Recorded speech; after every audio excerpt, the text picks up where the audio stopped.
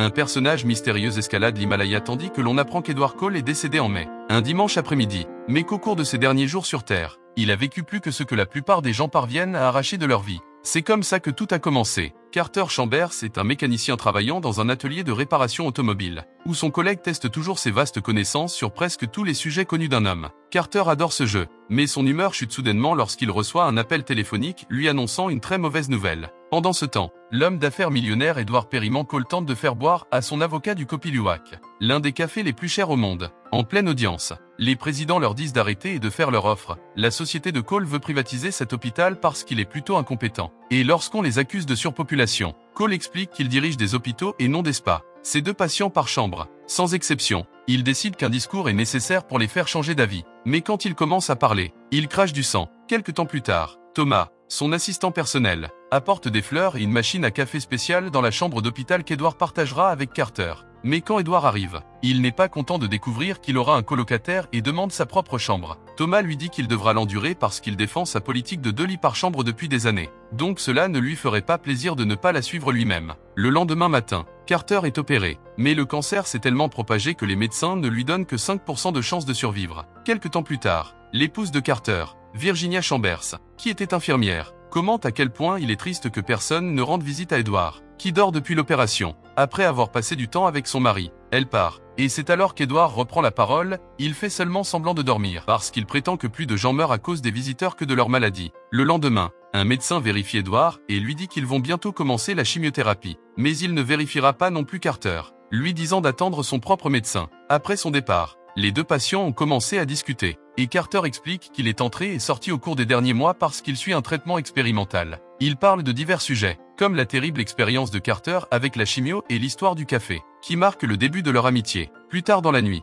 Thomas apporte à Edward de la bonne nourriture provenant d'un restaurant cher, et il la mange avec plaisir tout en ignorant l'avertissement de Carter contre le fait de le faire le jour même où il a commencé la chimiothérapie. Comme il l'avait prédit, Edward finit par tout jeter dans les toilettes. Les jours passent et Edward apprend à gérer la faiblesse de son corps à cause de la chimiothérapie. Un après-midi, après que Carter ait reçu la visite de l'un de ses fils, ils ont tous 2 l'occasion de parler de famille. Carter a 3 enfants qu'il adore. Mais les choses sont un peu tendues avec sa femme en ce moment car elle a l'impression qu'il ne prend pas assez soin de lui. Il voulait devenir professeur d'histoire et a même commencé l'université quand il était jeune. Mais lorsque Virginia est tombée enceinte, il a dû chercher un emploi pour subvenir aux besoins de la famille. Edward, en revanche, a été marié 4 fois, et aucune d'entre elles n'a duré longtemps. Il gagne de l'argent depuis l'âge de 16 ans et le travail est la relation la plus fructueuse qu'il ait jamais eue. Les jours continuent de passer et les 2 hommes se soutiennent tout en subissant les effets secondaires de la chimio. Ils apprécient également la compagnie de chacun et ont de nombreuses discussions philosophiques, voire jouent aux cartes. Un soir, alors que Carter écrit quelque chose dont il ne veut pas parler à Edward, le médecin passe et dit à Edward qu'il ne lui reste que 6 mois à vivre. La nouvelle le bouleverse, mais au lieu d'en parler,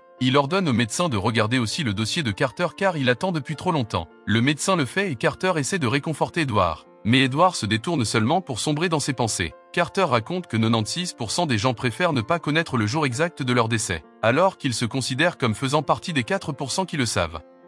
Parallèlement, le médecin lui dit qu'il lui reste également 1 an à vivre au maximum. Et maintenant il pense le contraire. Terrifié à l'idée de le savoir, il froisse la liste de choses à faire et la jette. Les 2 condamnés échangent des regards, ne pensant qu'à jouer aux cartes pour passer le temps. Le lendemain matin, après que Thomas ait vérifié Edward et lui ait dit de gérer la mort de son patron comme si c'était la sienne, Edward trouve la liste de choses à faire de Carter par terre et le taquine parce qu'il est extrêmement banal et qu'il inclut des choses simples comme rire jusqu'à ce que je pleure et voir quelque chose de majestueux, ce que Carter veut que ce soit l'Himalaya. Edward commence à ajouter des choses qui lui sont propres, comme embrasser la plus belle fille du monde et se faire tatouer, puis dit à Carter qu'il devrait le faire. Il devrait suivre la liste et sortir en beauté. L'argent n'est pas un problème car il peut tout payer. Mais Carter pense toujours que c'est une idée ridicule jusqu'à ce qu'Edward souligne que revenir à une vie normale signifie seulement avoir des gens qui marchent sur des œufs autour d'eux, les étouffant de pitié et de chagrin. Juste après que Carter ait accepté, Virginia arrive pour lui rendre visite, s'énervant lorsqu'elle apprend que son état n'est pas bon. Elle veut un 2e avis et passe de bouleversée à furieuse lorsque Carter lui dit qu'il ne veut plus de traitement et qu'il s'en va.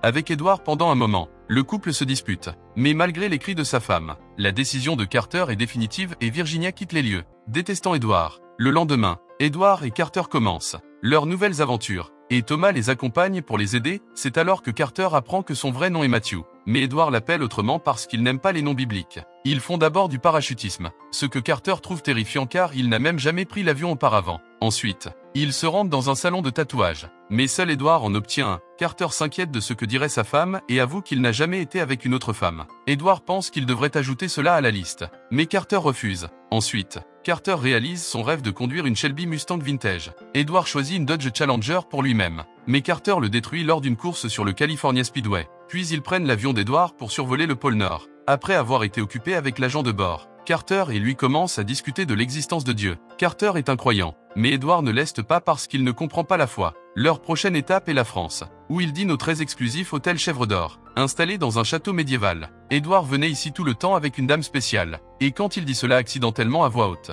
il admet finalement qu'il a une fille, Emily, qu'il n'a pas vue depuis des années. Carter décide d'ajouter lui parler à la liste de choses à faire. Mais cela met Edward en colère parce qu'il pense que c'est une très mauvaise idée. Soudain, Carter sort en courant de la pièce et Edward le suit, prêt à s'excuser pour son éclat, pour trouver Carter devant un miroir avec du sang sur sa chemise. Il s'avère que son cathéter s'est détaché, mais il le répare lui-même et refuse d'aller à l'hôpital. Alors ils retournent dans leur chambre d'hôtel. Pendant que Carter prend un bain, Edward reçoit un appel de Virginia, qui demande à récupérer son mari. Elle travaillait comme infirmière. Elle est donc prête à affronter sa mort éventuelle. Mais elle ne veut pas le perdre de son vivant, se sentant coupable, surtout après l'incident du cathéter. Edward va parler à Carter et lui dit qu'il devrait arrêter de faire ça. Carter devine immédiatement que son ami a parlé à Virginia et promet qu'il ne fait pas ça parce que Carter l'a poussé à le faire. Il y a eu un trou dans sa vie depuis que son dernier enfant a quitté la maison. Et maintenant il peut revivre. Leur voyage à travers le monde se poursuivent. Ils partent pour un safari de lions en Tanzanie et Carter convainc Edward de ne tuer aucun animal. Bien qu'Edward tire toujours avec son arme en l'air juste pour s'amuser. Ensuite,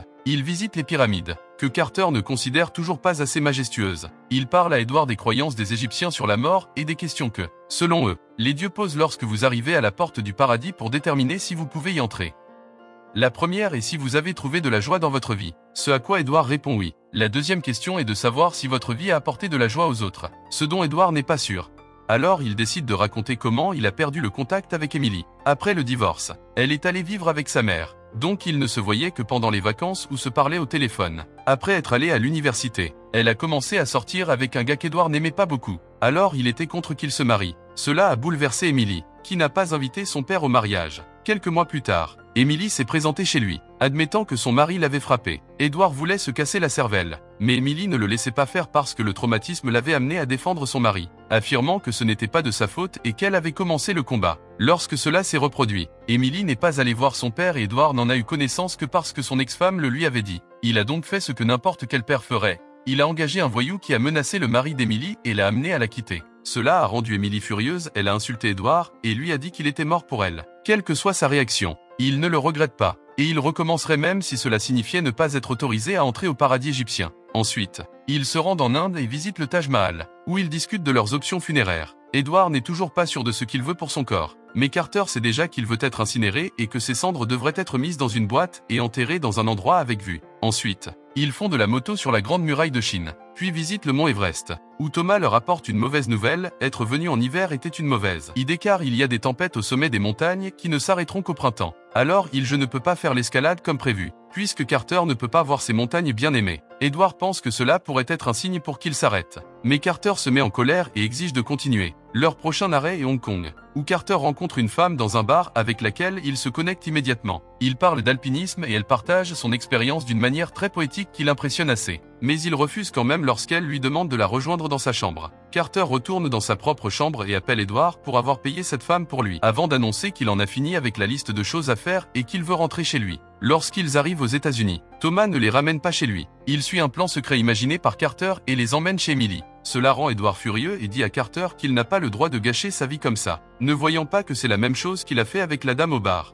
Il dit que le voyage n'a pas changé sa vie et qu'il n'a pas peur de mourir seul. Alors il arrache la feuille de papier avec la liste et part dans sa voiture, laissant Thomas et Carter prendre un taxi. Edward retourne à son appartement, où il est frustré parce qu'il n'a plus de café, mais surtout, seul. Embaucher 2 escortes n'arrange pas les choses, et au lieu de s'amuser, il finit par s'effondrer et pleurer. Pendant ce temps, Carter rentre chez lui, mais au lieu d'utiliser ses clés, il sonne et laisse Virginia décider s'il est autorisé à entrer ou non. Elle lui souhaite de nouveau la bienvenue et toute la famille dîne ensemble pour la première fois depuis longtemps. Une fois leur repas terminé, Carter et Virginia dansent ensemble avant de se retirer dans leur chambre afin qu'ils puissent être ensemble après une longue période sans le faire. Cependant, alors que Virginia est dans la salle de bain et met quelque chose de plus agréable pour la nuit, Carter s'effondre et est transporté d'urgence à l'hôpital. Le lendemain matin, Edward est à l'une de ses nombreuses réunions de travail, n'y prêtant presque aucune attention. Quand Thomas vient lui parler d'un appel très important de l'hôpital, Edward n'hésite pas à quitter son travail pour la journée et à rendre visite à Edward, qui dort encore. Le médecin lui dit que le cancer s'est propagé au cerveau de Carter et que les chances sont terriblement mauvaises avant qu'Edward ne parle à Virginia, qui lui donne une lettre que Carter a écrite pour lui. À ce moment, Carter se réveille et les deux amis échangent quelques plaisanteries comme si leur bagarre n'avait jamais eu lieu. Quelques heures plus tard, alors que Carter attend d'être opéré, il donne à Edward un article qui explique pourquoi le copiluwak est si spécial. Les haricots sont nourris et déféqués par un chat de la jungle avant d'être récoltés. Cela les fait tellement rire qu'ils pleurent. Alors Carter raie cet élément de la liste, qu'il avait ramassé dans la rue et reconstitué avec du ruban adhésif. Puis il donne la liste à Edward, lui demandant de la terminer pour lui. Pendant que Carter est envoyé en chirurgie, Edward lit la lettre, dans laquelle Carter s'excuse pour ce qu'il a fait mais admet également qu'il recommencerait. Il le remercie également pour le voyage qui a fait de lui un homme nouveau et lui demande de retrouver de la joie dans sa vie. Cela donne à Edward le courage dont il a besoin pour enfin voir Emily, qui l'accueille chez elle et, après une longue conversation émouvante, le présente à sa petite fille. Edward serre dans ses bras et embrasse l'enfant sur la joue, ce qui lui permet de rayer, embrasser la plus belle fille du monde de la liste. Malheureusement, Carter décède pendant l'opération. Edward prononce un discours lors de ses funérailles, disant que les 3 derniers mois de la vie de Carter ont été les meilleurs mois d'Edward. Il admet qu'il l'aime et qu'il lui manque, et il est heureux d'avoir pu apporter un peu de joie dans sa vie, ce qui lui permet de rayer, aider un parfait inconnu pour le bien de la liste. Edward meurt quelques mois plus tard, et c'est ainsi que nous revenons au début de l'histoire. Le personnage mystérieux qui gravit l'Himalaya est Thomas, qui a apporté les cendres d'Edward dans une boîte de conserve pour les mettre à côté de celles de Carter, qui sont également dans une boîte de conserve. Puis il rêve être témoin de quelque chose de vraiment majestueux de la liste, ce qui est le dernier élément. Alors il le met entre les canettes avant de partir. Être enterré sur une montagne est illégal, donc Edward est probablement très heureux de son lieu de repos.